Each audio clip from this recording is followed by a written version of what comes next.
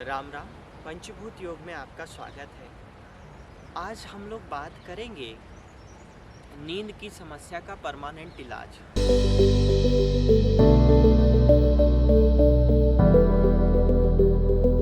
आज हमारे भारत में ऐसा हो गया है कि लोगों को नींद ही नहीं आती है। चाहे बुजुर्ग हो, बच्चा हो, कोई भी हो, उसे नींद की बड़ी समस्या रहती है। और इस नींद की समस्या का इलाज क्या है? क्या अनावश्यक दवाइयों को खाना, या भूखे सो जाना, या तरह तरह के मेडिकल साइंस के प्रयोग अपने ऊपर होते रहने देना, एक्सपेरिमेंट होते रहने देना कि इसको खा लो तो नींद आ जाएगी, ये कर लो तो नींद आ जाएगी, और उसके बाद भी अगर आपको नींद नहीं आती है तो आप बताइए कि क्या करें। तो नींद की समस्या का परमानेंट इलाज क्या है?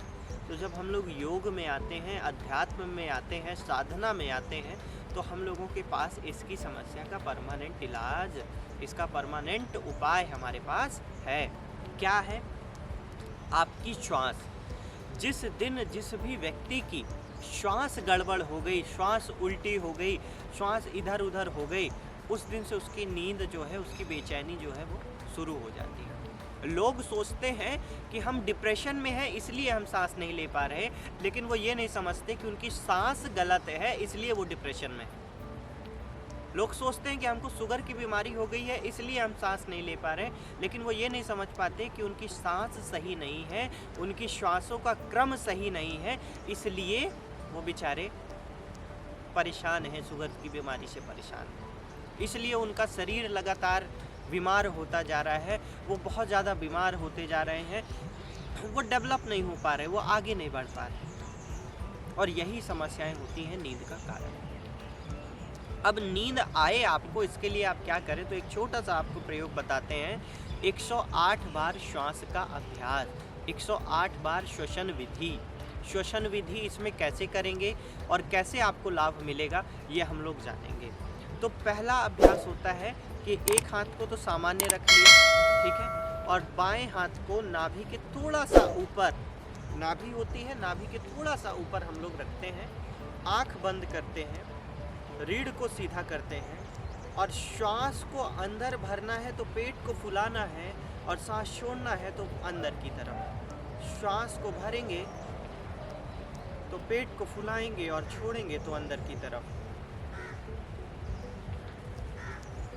सांस भरेंगे तो पेट फुलाना है और छोड़ेंगे तो अंदर की तरफ। और इस तरीके से आपको 108 बार करना है।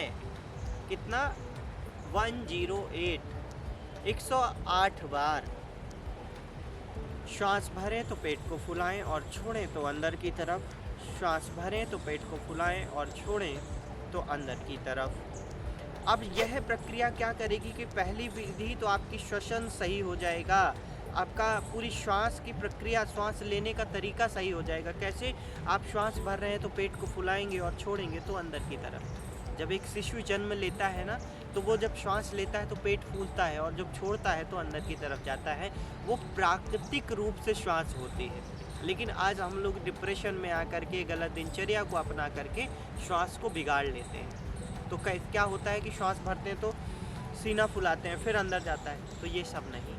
जिस दिन आपकी श्वास प्राकृतिक हो गई, प्राकृतिक रूप से हो गई, उस दिन आप क्या करेंगे कि उस दिन आपका पूरा शरीर बैलेंस होने लग जाएगा। आप अध्यात्म में भी जा पाएंगे और अपने आप बाकी के क्षेत्रों में भी जा पाएंगे। किस तरीके से? श्वास भरें तो पेट को फुलाएं और छोड़ें तो अंदर की तरफ। अब गिनना कैसे है? इसको 108 बार करना है। तो श्वास अंदर गई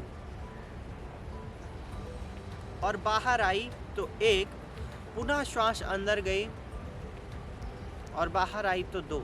और आप विश्वास मानिए, आप 108 बार तक पूरा नहीं कर पाएंगे, आपको 50 में ही इतनी गहरी नींद आ जाएगी, आप सो जाएंगे और आप सुबह उठेंगे तो प्रकृति का धन्यवाद दीजिए कि आपके श्वास के माध्यम से ही आपकी सभी बीमारियों का इलाज है, लेकिन हम लोग जानते नहीं हैं। तो आप 108 श्वसन विधि का अभ्यास कीजिए, अच्छे से नींद लीजिए, आपकी पूरी दिनचर्या सुधर जाएगी, डिप्रेशन से मुक्त हो जाएंगे। और इस अभ्यास को आप प्रतिदिन करिए। आप बैठ के कर सकते हैं, लेट करके कर सकते हैं, सोने के समय कर लीजिए या सुबह कर लीजिए।